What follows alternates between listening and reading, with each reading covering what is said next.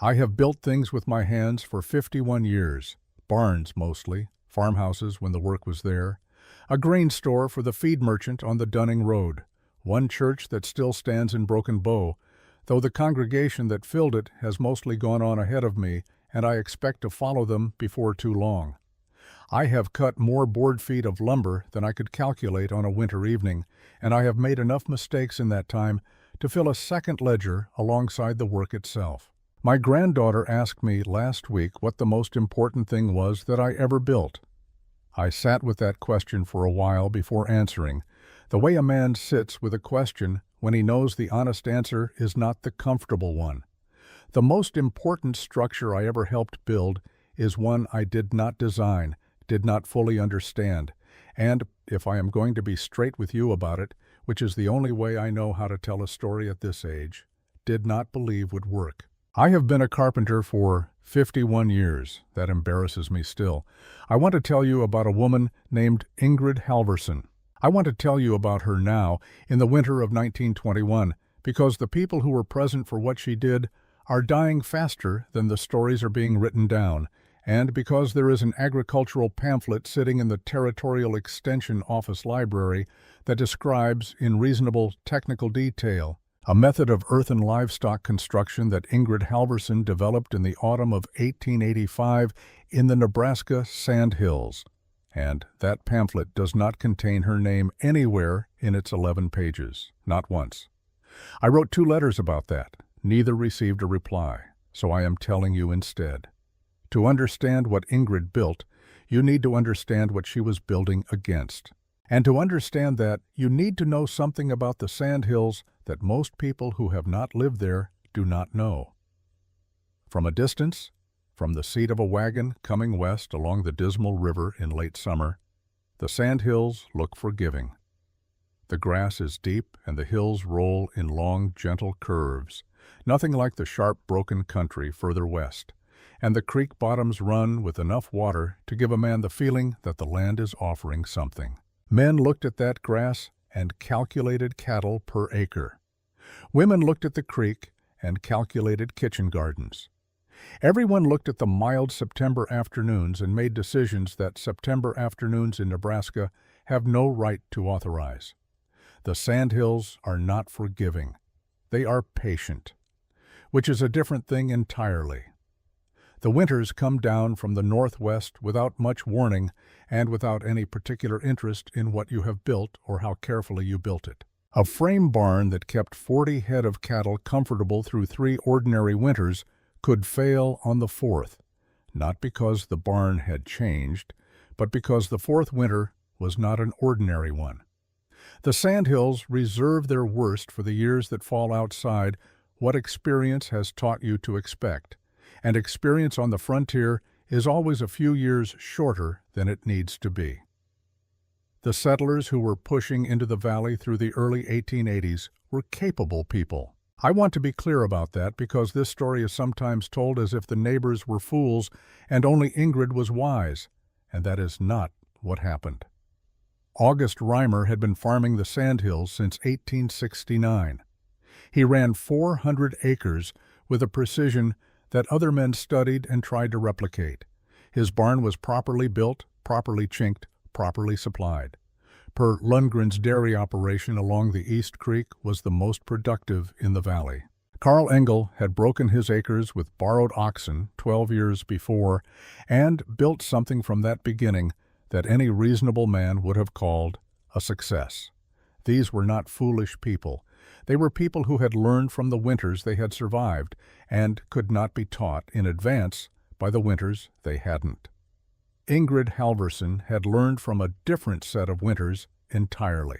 She had come over from the Telemark region of Norway in 1874, sailing steerage to New York with her husband Eric and their 2 children, following the land grants that were pulling Scandinavian families onto the Great Plains the way a tide pulls everything in the same direction, whether it intends to go or not. Eric was a capable man, not remarkable, but solid and honest and reliable in the way that matters most in a place where reliability is the difference between a farm and a ruin. He had built them a sod house near the dismal river in the early years, then later a proper frame farmhouse when the money allowed, and by 1882 they had 3 milk cows, a team of draft horses, 40 acres of hay ground, and a mule he had named Barrett after his grandmother, which told you something about both the mule and the grandmother. Eric died of pneumonia in February of 1882. Not dramatically.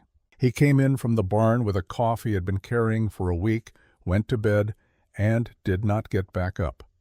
By the time the ground thawed enough to bury him, Ingrid had been running the claim for 6 weeks, with her son Lars at 17 and her daughter Astrid at 15, and she had already understood, with the particular clarity that grief sometimes brings to practical matters, that she was going to have to rethink nearly everything. Lars was old enough to do a man's work. He was not old enough to replace one, not yet, though he grew into it faster than was entirely fair to ask of a boy that age. Astrid helped through that first season and the next, but she was a girl who belonged in a schoolroom, and Ingrid knew it. And in 1884 she arranged for Astrid to board with a family in Broken Bow during the school terms. It cost more than she had comfortable, and she did not regret it. What I want to tell you about is not the hardship of those years. Every family on the frontier had hardship, and Ingrid Halverson was not a woman who dwelt on hers.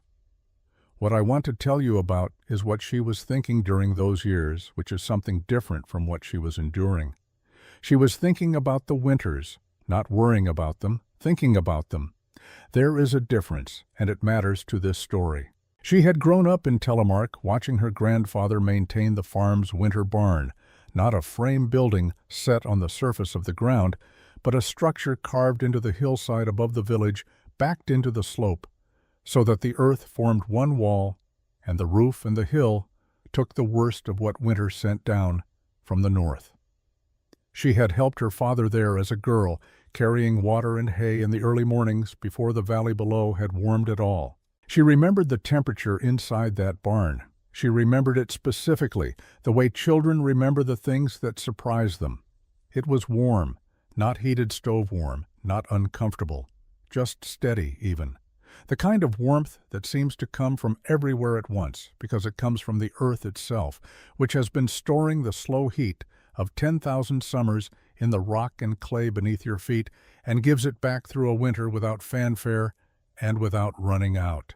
She had never forgotten that temperature, and in the winters after Eric died, lying awake listening to the frame walls of the farmhouse flex and crack in the cold, she found herself returning to it the way a person returns to a memory that contains an answer they have not yet finished extracting. She told me once, we spoke about it the spring after the hard winter, when she came to my yard for lumber for an addition, that she had spent 2 years turning the idea over before she committed to it. Not 2 years of doubt, 2 years of thinking it through from every direction, the way a careful builder thinks through a joint before cutting it, because a joint cut wrong costs you a board, but a structure built wrong costs you everything. The winter of 1884 into 1885 was the one that decided her. It was not the worst winter she had seen. It was simply a winter that should not have been as difficult as it was. The cold came 3 weeks early and caught her hay stores short by a margin she had not expected, and she spent January rationing carefully, watching the cows lose condition in the frame barn while the temperature outside turned the water in the trough to solid ice between morning and afternoon. She did not lose any animals. She came close enough to understand that close was not a permanent condition, that close got closer every winter until one year it became something else entirely. In March of 1885, when the thaw came and the cows went back to pasture, looking thinner than they should have, Ingrid walked the north ridge of her property for the first time with the specific intention of choosing a site. She was looking for a south-facing slope with the right combination of things: stable soil beneath the surface grass, a natural drainage line that ran away from the slope rather than into it, enough hill above to provide the depth she needed, and an orientation that would let the open face of the structure catch what winter sun the sandhills offered without letting the north wind straight through. She walked the ridge for 2 days. She rejected the first 2 sites, one for drainage, one for soil, and chose the third. Then she spent the summer preparing. She wrote to her brother in Norway, a timber framer in the Telemark Mountains, and asked him specific questions about load-bearing ratios for earthen roofs and the joinery that held best under the pressure of compressed soil above. He replied with dimensions and specifications that she annotated in the margins of his letter and later transferred to her own drawings. She read 3 pamphlets from the Territorial Agricultural Extension Office, 2 of which were more useful than the third. She dug a series of test pits on the chosen slope over the course of a July week, small holes, nothing that announced itself to a passing neighbor, and left a tin cup with a strip of wet cloth inside each one overnight, measuring the temperature at different depths the following morning with a thermometer she had ordered from the mail catalog in Omaha. At 2 feet, the ground held 51 degrees on a July night when the surface temperature dropped to 64. At 4 feet, it held 53 degrees. At 6 feet, 54. She recorded these numbers in a small notebook and sat with them for an evening. Then she wrote down the number that mattered, 38 degrees. The minimum temperature at which a healthy bovine can maintain its own body heat without external supplement given adequate feed and dry conditions. She had read this in one of the extension pamphlets, which had gotten that particular fact right, 53 degrees at 4 feet of depth, in July. She already knew from the Norwegian winters of her childhood that the ground temperature at depth did not change dramatically between seasons, that the Earth's mass absorbed the extremes of both summer and winter and held to its own steady middle. The July reading was not the winter reading, but it was close enough, and the principle was sound, and the principle was what she needed. She closed the notebook and went inside to make supper. Lars was 19 that autumn. He was a quiet boy, a quiet young man, I should say, because at 19 on a frontier claim you are something past a boy, whatever the calendar thinks. He worked alongside his mother without requiring explanation of every decision, which was itself a kind of intelligence. He had his father's steadiness and his mother's capacity for attention, and he did not waste either one. When Ingrid showed him the drawings in late August, the cross-section of the hillside, the timber frame dimensions, the drainage specifications, he studied them for a long time without speaking. Then he said, "How deep is the hay storage?" She showed him. Below the main floor, accessible through a trapdoor, a lower chamber carved directly from the ridge. He looked at the depth and the calculated volume and worked out silently what she had worked out when she designed it. The space was built for more animals than they currently owned. He did not ask about the difference. He understood it was not an accident. He picked up his coat and went out to begin marking the excavation. The first person in the valley to hear about what Ingrid was building was not August Reimer. It was Henry Reimer, his son, who was 23 that year and rode the creek road past the Halverson North pasture on his way to the Dunning feed store in early September. He saw the excavation from the road, the rectangular cut into the hillside, the stacked sod blocks beside it, Lars working in the pit with a spade, and he slowed his horse and looked for a while before continuing on. He mentioned it at the feed store in a tone that was more puzzled than contemptuous. "The Halverson widow is digging something into the ridge up on her north pasture. Can't tell what she's after." By the end of the week, most of the valley knew. August Reimer heard it from his wife, who had heard it from Per Lundgren's wife, who had heard it from the feed store. He did not ride out to look, not then. He was a man of 60 who had learned to let peculiar things reveal themselves in their own time rather than going to meet them. He mentioned it to Per Lundgren the following Sunday after the church service in a tone that settled the matter before either of them had examined it. Eric Halverson was a sensible man, he said. His widow is grieving, and it has been 3 years, and grief takes people in different directions. Per Lundgren nodded. He had cattle to get back to. Neither of them rode out to look at the drawings. I did. But that comes later. And what I found when I looked is the part of this story that I have been trying to tell correctly for 35 years. For now, you need to know only this. In the autumn of 1885, while August Reimer was pronouncing judgment from the road, and Per Lundgren was nodding and riding home to his dairy cows, Ingrid Halvorsen and her son Lars were on their hands and knees in a cut hillside, fitting sod blocks into walls that had no business standing and would stand for 40 years, and asking a question of the Nebraska earth that nobody in that valley had thought to ask before. Not what can you give me? What do you already know? I should tell you how I came to see the drawings. It was not through any particular wisdom on my part. It was because Ingrid Halvorsen needed white oak in 20-foot lengths, and white oak in 20-foot lengths was not something every lumber yard in the Sandhills carried as a matter of course. She had written to 2 other suppliers before she came to me, and neither of them had what she needed in the dimensions she specified, and she came to my yard in Dunning on a Thursday morning in early October with a piece of paper in her coat pocket and the particular manner of a person who has already done the work and is now simply acquiring the materials the work requires. She was a tall woman.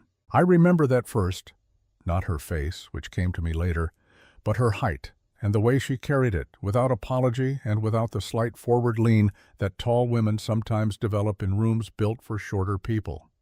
She had the kind of fair Scandinavian coloring that the plains wind weathers quickly, and her hands, when she spread the paper on my counter, were a working woman's hands. Not rough from neglect, but worn from use, which is a different thing. She placed 2 sheets of paper on the counter. The first was a cross-section drawing of a hillside with a rectangular space cut into it. Inside the rectangle she had drawn, in careful pencil, the outlines of cattle, 4 of them standing with the comfortable posture of animals that are not cold. The second sheet was a timber frame specification with dimensions written in a column down the right margin. The numbers were precise, not approximate, precise to the 1/4 inch. I looked at the drawings for a long time without speaking, which is something I do when I am trying to understand something rather than simply react to it. Then I asked her where the primary load-bearing members would sit. She pointed to the drawing and explained. Vertical posts every 4 feet along the side walls, mortised into a base plate set on compacted clay. Horizontal crossbeams at 8 feet, notched to the posts. Ridge pole running the full 40-foot length of the structure, supported by 3 intermediate posts down the center line. The earth above would bear on the ridge and crossbeams, which would transfer the load down the posts to the base plates, which would distribute it across the floor. I ran the numbers in my head the way a carpenter runs numbers, not with a pencil, but with the accumulated memory of things that have held and things that have not. The frame was sized correctly. More than correctly, actually. She had overspecified the ridge pole by perhaps 15%, which I learned later was deliberate. She had calculated the load of a saturated earthen roof, the worst case, the heaviest possible condition, and built to that, not to the dry condition figure that would have been cheaper and probably sufficient. I asked her what she intended to place above the frame. She explained the roof assembly in sequence, the way a person explains something they have thought about carefully enough that the sequence itself has become the logic. Pine planking across the crossbeams, then a layer of tar paper she had ordered from Omaha, then 4 inches of dry clay mixed with fine gravel, then living sod laid grass up in courses running from the eave to the ridge. I asked about moisture. The tar paper was the answer, she said. But the tar paper alone was not sufficient. The exposed timber ends at the wall junctions needed to be treated with pine pitch before assembly. She had tested this. She had buried a pine sample and a pitch-treated pine sample side by side in the test area in July and pulled them both up in September. I asked if she had the test samples. She produced them from her coat pocket. I examined them. The untreated sample had begun to show surface darkening along the end grain. The pitch-treated sample was unchanged. I set them on the counter and looked at her. She was watching me with the patient expression of someone who anticipated this examination and prepared for it in advance, and was now simply waiting for me to finish. I sold her the white oak. What I did not fully understand that morning, what I did not finish understanding until the following spring, when I stood in the completed structure with the smell of old earth around me and the temperature a steady warmth against my face in March, was what the structure was actually doing. So, let me tell you what Ingrid understood that I did not. The earth is not cold. That seems like a strange thing to say in a story about surviving a sandhills winter, but it is the center of everything she built, and it is worth sitting with for a moment. The surface of the earth is cold in winter, because the surface exchanges heat with the air above it, and the air in a Nebraska January is very cold indeed. But that exchange, that conversation between the earth's surface and the winter air, does not reach very deep. At 4 feet below the surface, the earth has absorbed the slow, accumulated warmth of every summer in its memory, and it holds that warmth with the particular stubbornness of something that has been doing the same thing for a very long time without anyone asking it to stop. Ingrid had measured it. Her test pits in July had read 51 degrees at 2 feet and 53 degrees at 4 feet. What she also knew from the Norwegian winters of her childhood was that the ground temperature at depth does not change dramatically between seasons. The Earth's mass is simply too large to be moved quickly by a single winter or a single summer. By January, the reading at 4 feet would be somewhat lower, perhaps 40 to 42 degrees, but it would stay there. It would not follow the air temperature down to 30 below or 38 below or whatever the sandhills decided to demonstrate in a given year. 40 degrees. The minimum for bovine survival, given feed and dry conditions, was 38. She had 2 degrees of margin, and the animals themselves would add to it.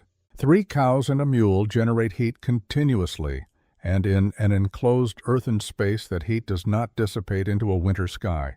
It accumulates, adding to what the earth is already holding, creating a warmth that is greater than either source alone.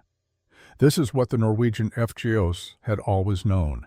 This is what Ingrid's grandfather had built into a hillside above a telemark village before she was born, and what she had walked into as a girl and felt as a physical fact rather than a principle. The earth is not cold. The earth is steady. And steady in a sandhills winter is everything. The excavation began on the 15th of September. Lars had spent the previous week cutting the site boundary into the sod with a spade, marking a rectangle 30 feet wide at the hillside face and running 40 feet back into the slope. The sod in the sandhills is not ordinary topsoil. It is a dense, root-tangled mat that has been building itself for longer than anyone can accurately estimate, layer upon layer of grass roots binding the sand beneath into something that behaves more like soft stone than like dirt. It resists a spade the way a living thing resists a cut, not with hardness exactly, but with a fibrous tenacity that makes every foot of progress a negotiation. Ingrid had designed the sod removal to serve 2 purposes simultaneously. The blocks cut from the excavation would become the side walls of the structure, stacked grass side down in the method that had built half the homes in the territory. She cut them to a uniform size, 14 inches long, 12 inches wide, 4 inches thick, using a template Lars had made from scrap pine. Uniform size was not for appearance. It was for predictable compression. When sod blocks of consistent dimension are stacked and allowed to settle under their own weight, they bond into a mass whose behavior can be calculated. Irregular blocks settle irregularly, and irregular settlement in a load-bearing wall is how walls become problems. I did not know this at the time. She explained it to me the following spring. The first 6 feet of excavation took 11 days. The upper soil layer was the most difficult, root-tangled, resistant, full of stones that had no business being that far from any geological feature that could have put them there. Lars pulled stones the size of his knee from the first 4 feet of depth, each one requiring careful levering to free without destabilizing the cut face above it. His hands blistered in the first week and wore through the blisters in the second, and he wrapped them with strips of flour sacking and kept working. Ingrid worked alongside him every morning until the heat of the day, then again from mid-afternoon until dark. She had the farm's other work to carry as well: the cows, the kitchen garden, the endless maintenance of a claim that did not pause because its owner was building something, and she organized her days with the economy of a person who has learned that rest is not optional and is therefore not wasted. She slept when she said she would sleep. She ate when she said she would eat. She did not borrow from those hours to add to the working hours because she had done the arithmetic and understood that a body run short is a slower body, and a slower body extends the calendar past the window she had. The calendar mattered. The Sandhills frost could arrive as early as the first week of October, and she needed the structure enclosed, roof on, floor packed, door hung, before the first hard freeze. A structure not yet enclosed when the ground froze solid became a much more difficult problem than a structure built before the freeze, because frozen ground does not accept the drainage adjustments and floor leveling work that the final stage required. She calculated, until approximately the 10th of October. She had started on the 15th of September. Below the 6-foot mark, the soil changed.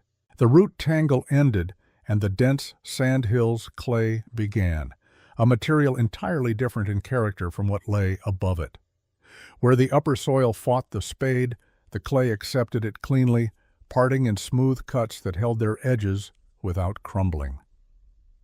It had a smell that I can only describe as ancient, not unpleasant, nothing like rot, but the smell of something that has been undisturbed for a very long time and is mildly surprised to be disturbed now, damp without being wet, patient without being inert. Lars noticed the change first. He called up to his mother, who was working at the wall face, and she came down and pressed her palm flat against the newly cut surface and held it there. She said nothing for a moment. Then she said, "This is what I was looking for." It was, in fact, precisely what she had been hoping to find at this depth. Dense clay compresses under weight rather than collapsing. It does not crumble from a cut face the way sandier soils do, which meant the walls of the excavation would hold their shape during the construction phase without requiring temporary shoring. It also sealed against water movement in the way that well-fired pottery seals, not perfectly, nothing underground is perfect, but well enough that the drainage system she had designed would handle the remainder. The drainage system was, I think, the most elegant piece of engineering in the whole structure, and also the piece most likely to be overlooked by anyone looking at the finished barn because it was underground and invisible. She had laid it out on paper before breaking ground: a French drain, a trench packed with gravel, running along the entire uphill wall of the structure, collecting any groundwater that seeped through the clay, and directing it to a clay pipe that ran at a slight downward angle through the base of the ridge, emerging 30 feet east of the barn face to drain into a low area of the pasture. The clay pipe she had made herself. Her father had been a potter in Telemark. She had helped him from the time she could reach the work table, and she had not forgotten the work. She built a small field kiln from stacked stones in early August and fired the pipe sections over 3 days, testing each one by filling it with water and watching for seepage before accepting it. Lars had watched this process with the expression of a young man who is storing the memory carefully because he suspects it will matter later. He was right. It mattered considerably. By the 22nd of September, the excavation was complete. The space was 30 feet wide, 40 feet deep, and 12 feet from floor to the highest point of the cut ceiling, which followed the natural slope of the hillside rather than being leveled flat. Ingrid had designed it this way deliberately. A sloped ceiling meant that the ridge pole, when installed, would sit at the highest natural point and provide a clear drainage path for any moisture that condensed on the roof's interior surface. That evening, after Lars had gone inside, she stood alone at the entrance of the excavation with a lantern. The space was not yet a barn. It was a wound in a hillside, raw clay walls and a dirt floor and the smell of deep earth. but it held the temperature she had measured in July. She stood in it without a coat and felt the difference between the air inside and the air outside, which that September evening was running cold from the northwest, carrying the first suggestion of what was coming. She stood there for a while. Lars told me later, this was the spring after the hard winter, when we sat on the bench outside my yard and talked the way men and boys talk when they have been through something together, that he had come back outside to find her standing in the entrance like that, lantern in hand, not moving. He said he had almost spoken. He had been carrying a question for 2 weeks that he had not found the right moment to ask. Not a question of doubt exactly, but a question that lived near doubt, the way a fence line lives near the property it marks. They had worked 11 days through root-tangled soil and come out the other side into clay. And the drawings matched what was here, and the temperature was what she had said it would be. But the roof was not yet on. The frame was not yet cut. The October frost was coming, and the window was closing, and the question he had been carrying was simply, what if the one thing we haven't tested yet is the thing that doesn't hold? He stood at the entrance of the excavation and looked at his mother standing in the lantern light inside it. And he did not ask the question, not because he was afraid to, not because she would have dismissed it, but because he looked at her standing in that space she had measured and planned and calculated and dug with her own hands, and he understood that the question had already been asked by her months ago from every direction she could think to approach it, and that she was standing in the answer. He went back inside. He cut the first timber the next morning before she was up, working by feel in the dark barn until the light came, because the window was closing and they both knew it, and there was nothing left to do but build.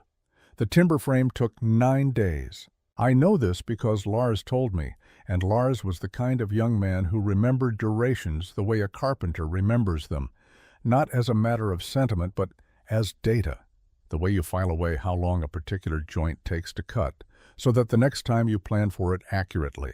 9 days for the primary frame of a structure 30 feet wide and 40 feet deep, built by 2 people with hand tools in an excavated hillside in early October, with the frost arriving earlier than the calendar had any right to allow.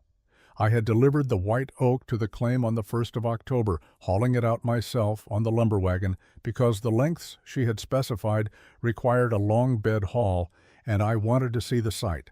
I told myself this was professional diligence. The truth is closer to what I admitted at the start of this account. I could not find the mistake in her drawings, and I wanted to look at the ground itself to see if the ground would tell me something the paper hadn't. The ground told me nothing I could argue with. The excavation was clean and precise. Walls cut at a consistent angle, floor leveled to within a degree of horizontal, the drainage trench along the uphill wall already packed with gravel, and the clay pipe seated and sloped. I walked the perimeter of the space with the lantern Lars handed me and looked at the clay walls the way I look at any structural surface, for inconsistency, for the small variations that become large problems when load is applied. I found one. A section of the eastern wall, perhaps 6 feet from the entrance, where 2 courses of stacked sod blocks had not bonded cleanly, leaving a horizontal gap that ran nearly 4 feet before closing again. I pointed it out to Lars. He said his mother had already identified it. I asked what the repair plan was. He showed me a wooden bucket near the wall containing a mixture of wet clay, fine sand, and dried grass cut short, a slurry essentially, thick enough to pack but thin enough to work into a gap with a flat stick. Ingrid had mixed it that morning. The repair method was to pack the slurry from both faces of the wall simultaneously, allow it to dry to the point of surface firmness, then pack again, building up the repair in thin layers so that each one had time to bond to the sod before the next was added. Rushed, it would crack as it dried. Done in layers, it would cure to something close to the hardness of the surrounding material. I knew this technique. I had not known that she knew it. I unloaded the lumber, checked the dimensions against her cut list, found them correct, and drove back to Dunning. I thought about the drawings the whole way home, not about whether they were right. I had stopped doubting that somewhere between the drainage pipe and the slurry repair. I thought about the specific quality of preparation they represented: the test pits in July, the pine pitch samples, the field kiln for the drainage pipe, the cut list accurate to the quarter inch. There is a kind of preparation that comes from worry, which is exhausting and often misses the point. And there is a kind of preparation that comes from thinking, which is systematic and almost never misses anything. I had been building things for 26 years by that October, and I had learned to recognize the difference. Her drawings were the second kind. The timber frame began with the base plates. These were the horizontal members that would sit directly on the packed clay floor and receive the vertical posts, the foundation of the frame's logic, the element that everything else depended on. Ingrid had specified white oak for the base plates as well as the ridgepole, which was an unusual choice. Most builders used pine for secondary members, reserving expensive hardwood for the primary load-bearing elements. She used oak throughout the ground contact framing because oak resists moisture absorption at the end grain better than pine, and end grain was where the base plates would be most vulnerable, set as they were directly on compacted earth. Lars had cut the base plates the morning before I arrived, working by feel in the pre-dawn dark, as I mentioned. He had measured twice in lamplight the night before and cut once in the early morning, which was the method his mother had taught him, and which is, whatever else you might say about it, the correct method. The plates were true. I checked them with my own square before I left, not because I doubted his work, but because I needed to know whether my square would agree with his measurements, and it did. The posts went in over the first 3 days. Vertical members 4 inches by 6 inches, white oak, set into mortises cut into the base plates and braced temporarily with pine stakes until the crossbeams could lock them in position. The mortise and tenon joinery Ingrid had specified for all primary connections was more labor-intensive than the iron spike connections most sandhills builders used, but it distributed stress across a larger surface area and, critically, it allowed the frame to move slightly under load without losing integrity. A frame connected entirely with iron spikes is rigid until it fails. A mortised frame is somewhat flexible, and flexibility, in a structure that will experience the shifting and settling of frozen and thawed earth through many winters, is a form of strength. The crossbeams required the most precision of any element in the frame. Each one had to be cut to a length that fit exactly between its 2 supporting posts. Too short, and it would not transfer load. Too long, and it would not seat into the post mortises. Ingrid had specified a tolerance of 1/8 of an inch. Lars cut to this tolerance. I know because I measured 3 of the beams myself on my second visit to the site, on the 7th of October, and all 3 seated within the specified range. On that visit I also heard for the first time what Ingrid had taught him about listening to wood under load. She was fitting a crossbeam into position when I arrived, Lars at one end, Ingrid at the other, both of them lifting together and seating the tenons into the post mortises simultaneously. Once the beam was seated, she put her hand flat on the top surface and pressed downward. A sound came from the joint, a short, low creak, single-noted, almost musical. She nodded. Then she pressed again, harder, from a different position along the beam. A different sound, longer, with a slight roughness in it, like a note played on a string that is not quite properly tuned. She looked at Lars and said, in the Norwegian she used when she wanted precision, "Hear the difference." He pressed the beam himself, first position, then second. He listened with the focused expression of someone being handed a skill they understand they will need. She told him, "The first sound is a beam accepting weight and distributing it correctly through the joint. The second sound is a beam beginning to tell you something. Not failing, not yet. Telling you. A joint that tells you something deserves attention before it tells you louder." I stood at the entrance of the excavation and listened to this lesson being given in Norwegian in a half-built earthen barn in the Nebraska sandhills. And I thought about the apprentices I had trained in my years of carpentry, and whether I had taught them to listen to wood the way this woman was teaching her son, and the honest answer was that I had not with that precision, and I had been doing it longer. The roof assembly began on the 12th of October. By this point, the frost had come twice. The first time, on the 7th, it silvered the grass along the creek bottom and killed the last of the kitchen garden's late growth and left by mid-morning. The second time, on the 10th, it stayed until noon, and when it left, it did not leave entirely. It retreated to the north-facing slopes and the low ground near the water, where it sat in thin white patches through the afternoon like a thing that had decided to wait rather than withdraw. Lars noticed the second frost. I know this because he mentioned it to me on the 7th when I was there, not the frost itself, which anyone would have noticed, but the specific patches that remained in the afternoon. He had been watching the north-facing slopes and the low ground all autumn, the way young men watch things that their mothers have told them to watch, and he had a developing sense of what the frost patches in the afternoon meant for the frost patches in the evening and the night following. He mentioned it to Ingrid when they stopped work at midday. She looked at the north slope and looked at the roof frame, which was perhaps 2 days from ready for planking. She said, "Then we work until dark." They worked until dark. The pine planking went across the crossbeams in overlapping courses, each board face-nailed to the beam below and edge set tight against its neighbor. This was the secondary roof deck, not the structural element, which was the oak frame below it, but the surface on which everything above would rest. It needed to be tight and true, because any gap in the planking deck would become a channel for moisture to find its way to the tar paper below, and any failure in the tar paper would find the timber. The tar paper went on in a single long session on the 14th of October, both of them on their knees on the sloped roof, working from the eave toward the ridge and overlapping each course 6 inches over the one below, pressing the material flat against the planking and weighting the edges with stones until the clay layer above could hold it.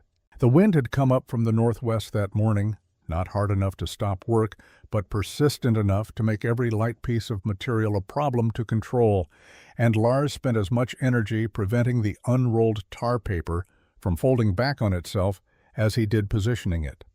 They finished as the light was going.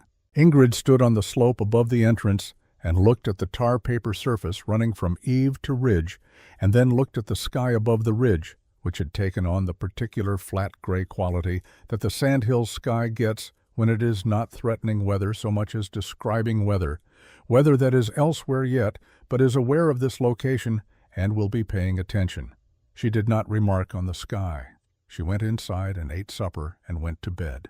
The clay and gravel layer went on the following day, mixed at the entrance, and carried in wooden buckets to be spread across the tar paper in a consistent 4-inch layer. This was the most physically demanding single day of the construction, and Ingrid worked it alongside Lars without rest between loads, because the clay had to go on while it still held workable moisture. If it dried too much before spreading, it would not compact evenly, and uneven compaction in the insulating layer was how frost found its way through.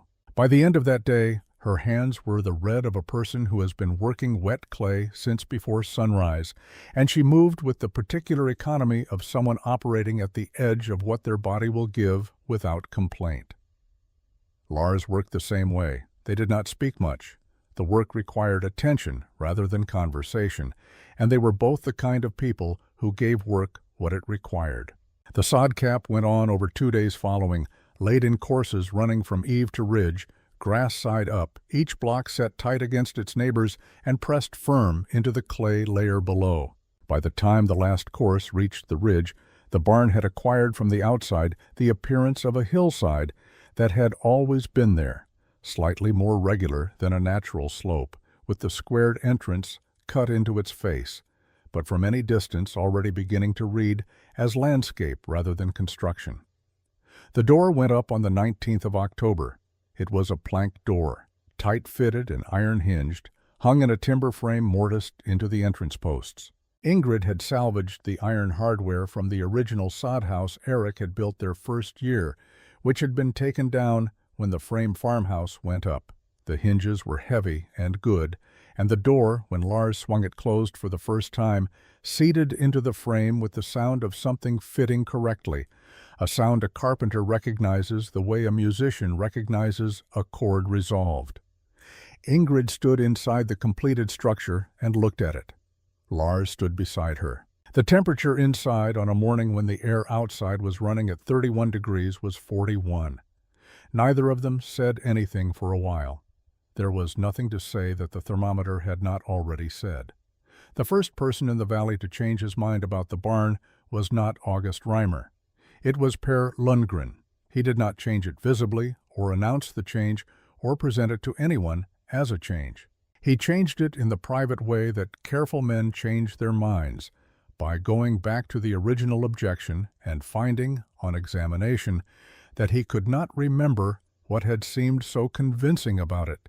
He had predicted ice damming on the earthen roof, water accumulating behind the sod cap during a freeze-thaw cycle, pressing against the structure's face, finding ways in. He had said this to his wife in the kitchen, not to Ingrid directly, because Per Lundgren was not the kind of man who delivered his doubts to the person whose work he was doubting. In late October, after the second hard frost, he rode the creek road past the Halverson North pasture and looked at the roof. The sod cap was dry.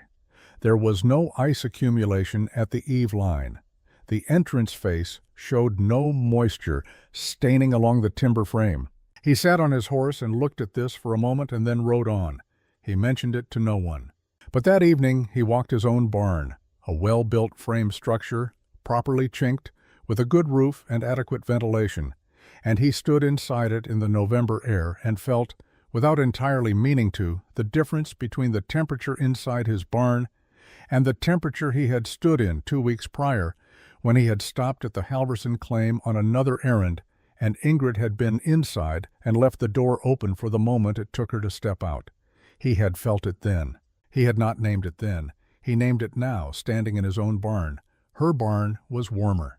Not heated warmer, differently warm, as if the warmth came from a source that did not diminish, that did not depend on the barn holding against the cold so much as on the cold simply not being present at that depth.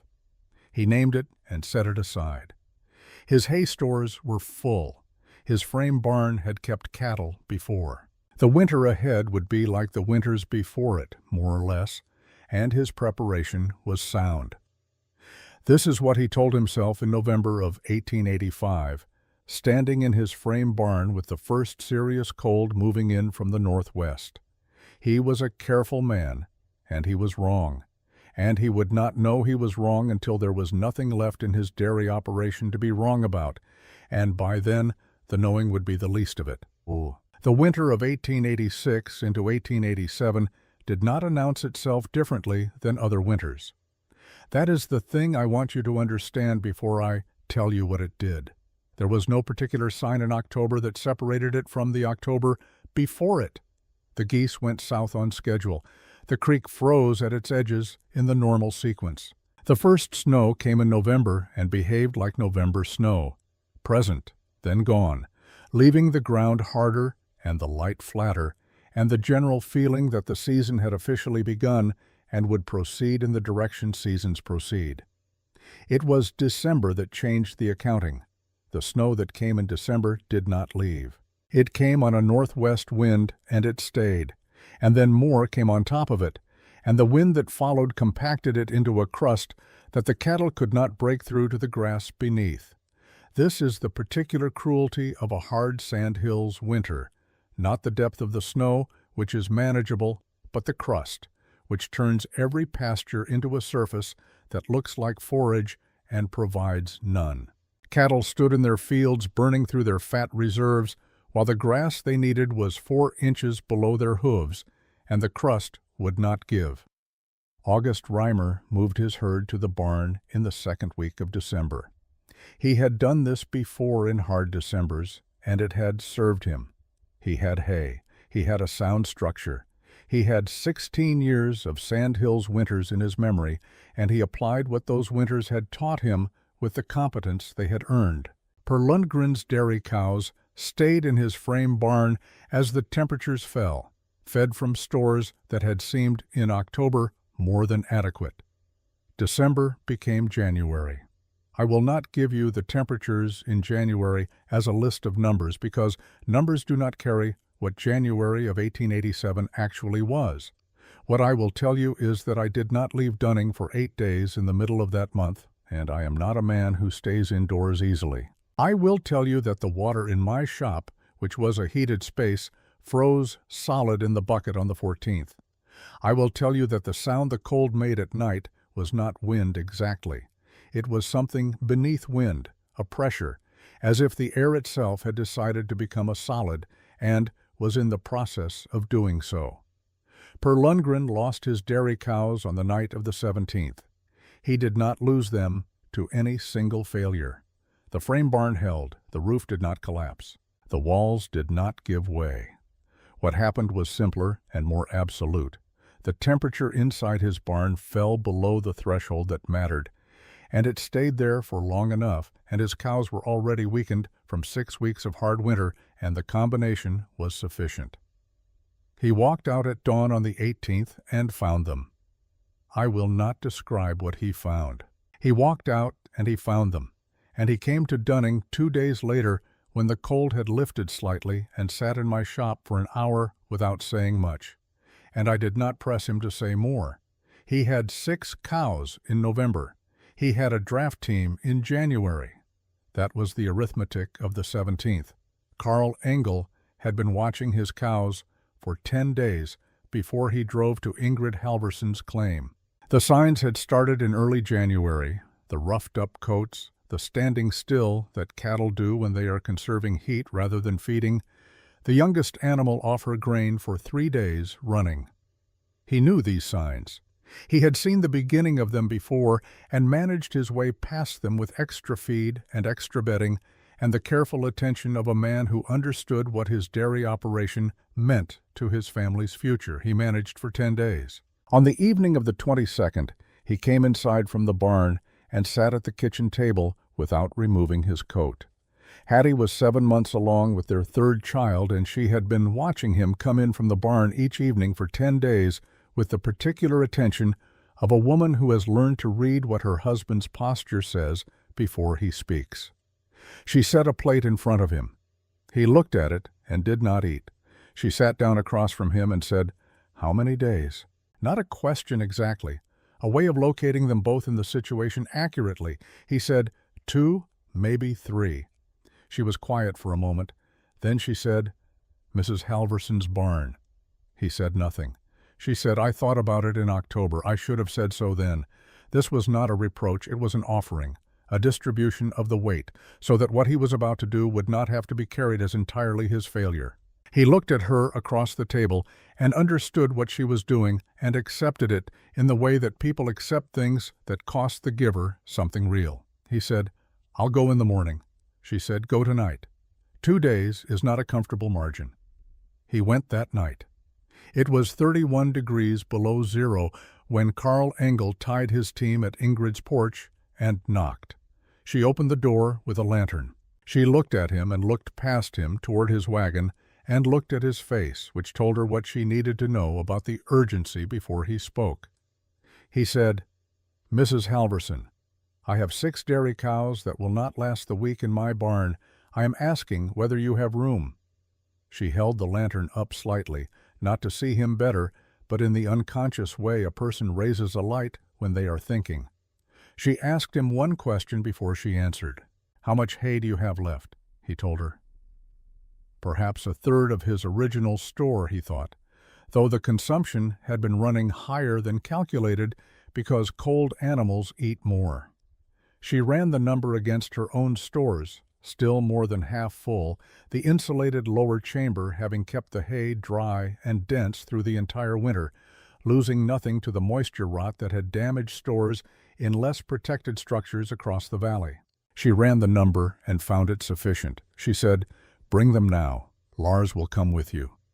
She turned and called Lars, who appeared from the back room already pulling on his coat because he had heard the knock and heard the voices and had been pulling on his coat since the knock. He was on his horse before Carl Engel had turned his wagon. The drive took 2 hours. Lars rode alongside the cows in the dark, talking to them in the low, continuous murmur that he had learned from his mother, who had learned it from her father, a sound that is less about the words than about the steadiness of a voice that the animals have learned means nothing dangerous is present. 2 of the cows were stumbling before they arrived, not falling, but carrying their weight with the careful placement of animals whose legs are telling them something they do not want to hear. Ingrid had warm water ready, heated on the kitchen stove, and carried in covered pails to take the shock off animals that had been drinking water cold enough to drop their core temperatures further. She moved through the barn with the lantern, checking each animal as it came in, her hand on their sides, feeling for the trembling that meant the cold had gone deep. All 6 were standing by mourning. I do not say this lightly. 2 of them should not have been, by any reasonable calculation of what 31 below zero does to an animal already compromised by 6 weeks of hard winter. They were standing because the barn held 40 degrees through the night, and 40 degrees plus dry bedding, plus warm water, plus their own combined heat was enough, barely, to pull them back from what the frame barns across the valley were delivering to their animals that same night. Carl Engel came back at first light to help with the morning feed. He stood at the entrance of the barn and looked at his 6 cows standing and eating in the warmth, and he did not say anything for a long time. Ingrid was measuring out hay from the lower chamber's reserves. She did not make him speak. She handed him a portion and gestured to the far stall and let him do the work of feeding his own animals, which was the kindest thing she could have done for a man in his position, because useful work is a better remedy for that particular feeling than any conversation. He helped with the morning feed. He came back every morning for the rest of the winter. The thaw came in March, slowly, the way the sandhills allow thaws, tentatively, 1 degree at a time, as if the cold is not entirely persuaded that it has finished its business. The valley took stock of itself the way communities take stock after a hard thing, quietly, in private, and then in the accumulated conversations of people comparing what they had lost against what they had held. August Reimer had lost 11 of 30 cattle. His dairy herd was intact. His operation was reduced but viable, held together by the quality of his preparation and the particular stubbornness of a man who had built something and was not inclined to watch it fail without a fight. He was diminished, and he knew it, and he carried it without complaint, which was consistent with everything else about him. Per Lundgren had his draft team and his land and his family, and nothing that produced daily income. He began the spring the way a man begins a spring after a loss of that kind, by calculating what is left and what can be built from it, because the alternative to that calculation is not available to a man with a family and a mortgage and 40 acres that will not wait for him to finish grieving. Carl Engel's 6 dairy cows calved in April. Hattie's 3rd child was born in March, a boy healthy. Ingrid Halverson's 3 cows came through the winter in better condition than they had entered it. The hay stores in the lower chamber were still a quarter full in March. The barn's timber frame had not moved. The sod roof had produced 1 small crack along the western edge where a freeze-thaw cycle had worked at the seam between 2 courses. Already identified by Ingrid, already repaired with the clay grass slurry, she kept mixed and ready through the winter for exactly this purpose. August Reimer came to see the barn in May. He came alone on a Tuesday without announcement. He stood at the entrance for a long time before stepping through the doorway. He walked the perimeter of the interior. He pressed his palm against the sod wall. He looked at the timber frame, the base plates, the mortise joints. He went down through the trapdoor to the lower hay chamber and came back up. He looked at the drainage outlet along the uphill wall, dry and clean. He did not cross to the center of the space. He stayed near the walls, near the entrance, in the way of a man who is willing to examine something without yet being willing to stand inside it and call it what it is. He asked Ingrid 3 questions: the wall thickness at the base, the specification of the tar paper layer, the diameter of the drainage pipe. She answered each one. He stood at the entrance a moment longer. Then he said, My son is taking on the North Pasture claim this spring. He will need a barn. He did not say, I was wrong. He did not say, this is what I should have done. He was 61 years old, and he had been right about enough things for long enough that wrong had a particular weight for him that it does not have for men who have been wrong more often. He stood at the entrance of the barn he had dismissed in the autumn, and he asked whether his son could learn. Ingrid said, tell him to come on a Saturday. Reimer nodded. He looked once more at the timber frame. Then he left. Henry Reimer came the following Saturday, and Per Lundgren came with him, and by midsummer Ingrid had taught the principles of earth and livestock construction to 15 people in that valley. She taught the mistakes as carefully as the methods. She taught the crack repair and the ventilation adjustment she had made twice before settling on the correct baffle position.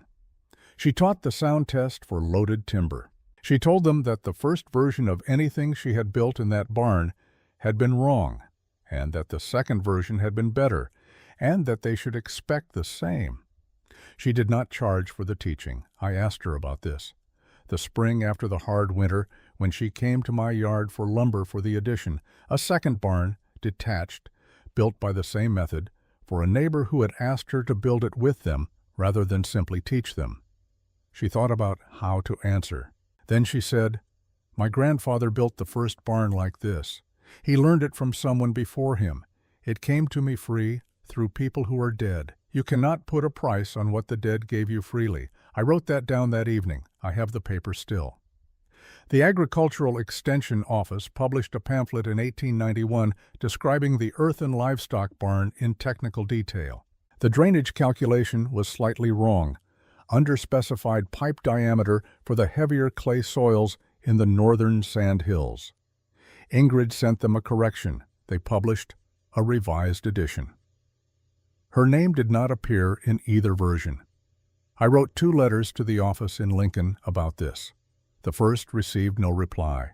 The second received a form letter thanking me for my interest in agricultural education in the Nebraska Territory. I kept both letters. I also kept the letter I had written and not sent, which said rather more than the letters I sent, and which I will not reproduce here because I am 74 and have learned that some letters are better kept than mailed. Ingrid died in March of 1907. She was 60 years old. Lars found her in her reading chair in the farmhouse on a morning when she had not come out to the barn at the usual hour, and the book in her lap was open to a page she had apparently been reading the night before, and she had gone from reading to not waking in the way that is, if you have the choice of ways to go, not the worst of them. She died in March, which was always the last serious month in a Sandhills winter, the month that felt like the winter's final argument before it conceded the season. She had spent 30 years preparing for March. The barn was standing 30 feet from the farmhouse when Lars found her, and the temperature inside it, as I have been told by the last person to measure it, was 42 degrees. I visited the barn for the last time in the autumn of 1919. I was 72, and the wagon ride out from Dunning took longer than it used to, and Lars, who met me there, was 53 and moved like a man who has been doing physical work for 35 years without pausing to consider the accumulation. We stood inside together for a while. The barn was 34 years old. The sod roof had required maintenance over those years.